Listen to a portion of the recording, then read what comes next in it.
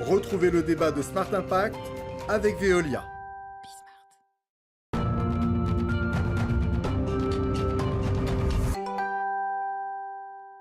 Le débat de ce Smart Impact, mes invités sont avec nous en duplex, en visioconférence. Charles Gomer, directeur général du comité Champagne, et Pierre Naviot, directeur environnemental de ce même comité. Bonjour à tous les deux. Charles Gomer, vous représentez le secteur. C'est combien de vignerons, combien de coopératives ? Oui, la Champagne représente environ 20 000 vignerons, 150 coopératives et 300 négociants qui concourent tous à la production du raisin, à l'élaboration des vins et à leur commercialisation dans le monde entier.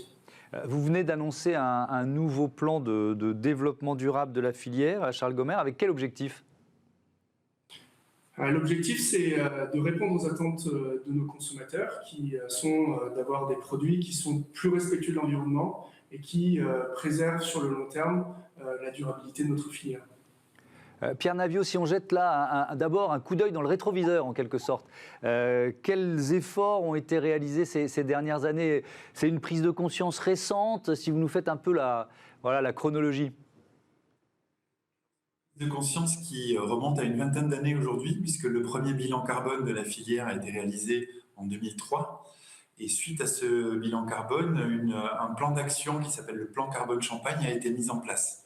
Donc on en est aujourd'hui au deuxième plan carbone Champagne qui comporte 90 actions dans 6 grandes thématiques. Viticulture durable, œnologie durable, éco-conception du packaging, efficacité énergétique dans les bâtiments, économie circulaire et transport. Et donc en plus d'une quinzaine d'années, on a aujourd'hui réduit l'empreinte carbone globale de la Champagne de 15%.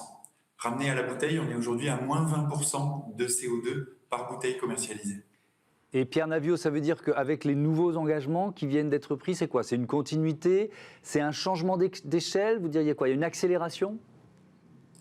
Alors, il y a une continuité des efforts. Il va certainement falloir accélérer la baisse des émissions de gaz à effet de serre, puisque l'objectif, c'est moins 75% d'ici 2050.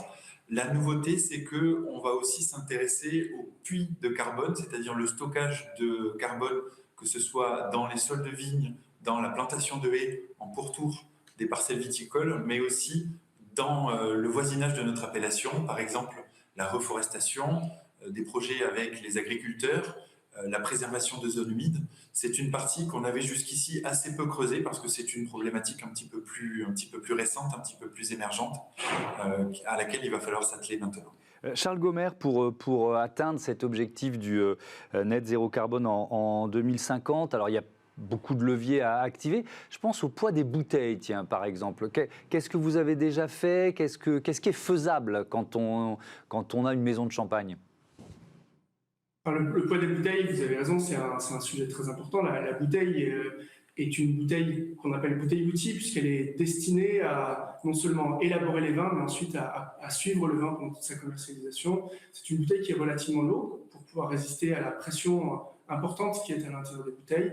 Nous avons, depuis une demi-douzaine d'années, réduit de manière significative le poids de cette bouteille, en la faisant passer de 900 grammes à 835 grammes. L'objectif, c'est évidemment de conserver les propriétés mécaniques de la bouteille pour assurer la sécurité des opérateurs dans les caves et aussi des consommateurs. Des progrès sont peut-être encore à faire, mais il va falloir chercher dans bien d'autres directions pour pouvoir atteindre l'objectif que Pierre a fixé. Oui. Alors j'ai une question. On a reçu il y a quelques jours, 2-3 semaines, le patron d'une maison de cognac qui propose, à côté des bouteilles traditionnelles, des bouteilles à base de fibres de lin. Alors je ne sais pas si vous poussez le curseur jusque-là, c'est-à-dire en termes d'innovation, de recherche et développement, de se dire est-ce qu'on oserait, entre guillemets, abandonner ou en tout cas proposer une offre alternative à la bouteille de champagne classique, quoi, ancestrale ? Alors, il y a plusieurs choses qu'il faut dire. La première, c'est que notre première préoccupation, c'est évidemment la sécurité.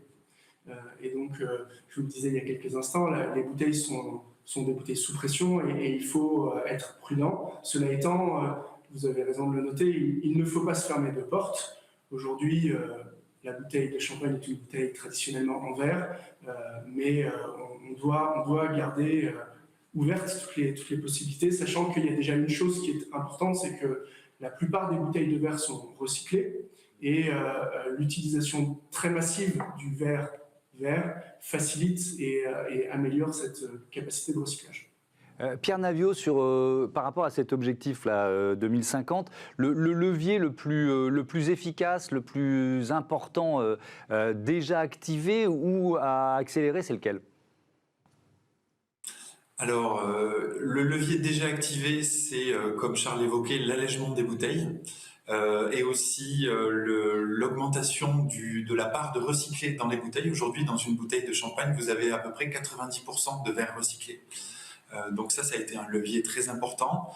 À l'avenir, il n'y a pas une solution miracle, c'est vraiment l'addition de multiples actions de réduction. On peut citer par exemple l'évolution du machinisme viticole avec le développement de tracteurs électriques par exemple, qui est une piste intéressante. L'efficacité énergétique dans les caves, ce sont des axes sur lesquels on travaille. Ou aussi, de façon un petit peu plus lointaine, l'export des bouteilles par des voiliers vers l'Amérique du Nord. Ça fait partie des actions un petit peu de rupture qu'on envisage. Mais il n'y aura pas une solution. Il va falloir que dans chaque secteur, que ce soit les agronomes, les œnologues, les metteurs en marché de packaging, les transporteurs, etc., se mettent en mouvement à leur échelle pour engendrer en fait cette baisse globale. Charles Gomer, le champagne, vous nous l'avez dit, c'est un kaléidoscope de milliers de vignerons, de maisons de champagne, de coopératives. Est-ce que certains des vignerons sont un peu plus rétifs au changement, plus difficiles à convaincre ? Oui, vous l'avez noté, on est en face d'un défi comme on n'en a probablement jamais connu, et on sait qu'il est vital pour notre filière. On en a la conviction, nos décideurs en ont la conviction. Maintenant, il faut entraîner les 20 000 champenois dans cette voie, dans cette route. Je crois qu'on a une force, un avantage compétitif extraordinaire, c'est que depuis 80 ans, les champenois ont l'habitude de travailler ensemble. Charles Gomer, dans cet objectif collectif dont vous nous parlez, et sur la prise de conscience, est-ce qu'il y a aussi le fait de se comparer aux autres vins, aux autres alcools, se dire le champagne ne peut pas être en retard dans cette transformation, dans cette transition ? Non, vous avez raison, on ne peut pas être en retard, et c'est non seulement parce qu'on a une ambition de leadership, on a une ambition d'être les meilleurs. Cela étant, c'est aussi pour répondre aux attentes de nos consommateurs. Le champagne, même si ça peut surprendre certains, n'est pas un produit absolument vital pour les consommateurs, et donc il doit répondre à leurs attentes, et leurs attentes profondes qui deviennent de plus en plus des attentes sociétales. Donc on doit progresser. Cela étant, je pense que certains s'y prêtent, ce n'est pas notre façon de faire. Se comparer aux autres n'est pas notre objectif. Ce que l'on veut, c'est être les plus ambitieux pour nous-mêmes et répondre aux attentes de nos consommateurs. Alors je vais rappeler, comme à chaque fois qu'on parle d'alcool dans cette émission, à consommer avec modération. Évidemment, Pierre Naviot, il y a cette notion de surface viticole certifiée. De quoi s'agit-il et comment vous l'utilisez par rapport à votre objectif de décarbonation ? Oui, alors aujourd'hui, la Champagne comporte 64% des surfaces viticoles sous certification environnementale. Nos coprésidents, donc le président des vignerons et le président des maisons de Champagne, ont fixé un cap d'être certifiés à 100% d'ici 2030. Et donc, on l'utilise comme un outil d'entraînement collectif. Ça nous permet d'entraîner toutes les exploitations dans une démarche de progrès environnemental. Donc, dans les certifications, il y a la certification bio, la certification HVE et la certification viticulture durable en Champagne, qui est une certification qui se base sur HVE, mais avec une surcouche d'ambition qui sont propres à la Champagne. On a 59 critères supplémentaires, dont la biodiversité et dont le carbone, dans notre certification viticulture durable en Champagne. Oui, et un dernier mot, Pierre Naviot, la notion de réduire aussi l'usage des herbicides, ça fait partie des objectifs ? Oui, on a un objectif de tendre vers le zéro herbicide d'ici 2025. Aujourd'hui, un grand pas a été franchi, puisque l'usage des herbicides a été très largement réduit. Le traitement moyen en Champagne aujourd'hui, c'est 0,3 traitements. C'est-à-dire que ce n'est plus du tout une solution courante, c'est une solution très ponctuelle dans certains cas très particuliers, des parcelles difficiles d'accès, ou une espèce invasive. Mais ce n'est plus du tout une solution d'usage courant. Là encore, on a vu la force du collectif puisqu'il a fallu entraîner tout le monde avec des changements de pratiques, avec des changements de matériel. Arrêter les herbicides, ça veut dire du travail du sol et ça demande une certaine technicité et une certaine formation derrière ça. Merci beaucoup à tous les deux. À bientôt sur Bismart. C'est l'heure de Smart Ideas. Nos cœurs vont battre à l'unisson.